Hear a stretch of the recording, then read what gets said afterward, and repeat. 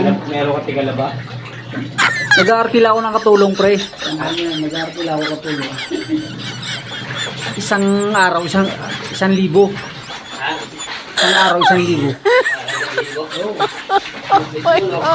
Ganda na ako, pre. Kahit wala na tayo pera, pre. Nagbabayad tayo sa mga katulong. Isang araw, 1,000. Pero pag mga isang oras lang, 5,000 yun. Pag isang oras, matapos, 5,000 yun. 5,000? Oo.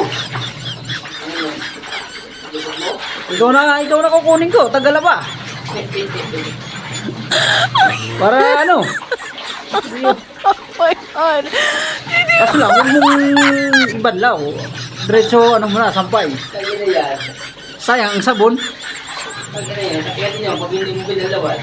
Ayos lang yun.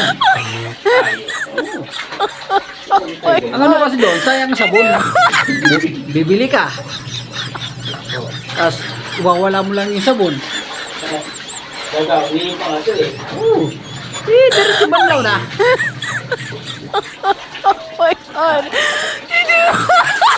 Pag galing pa lang sa washing, diretso sampay na. Para na yun sa dryer, eh, no? Oo.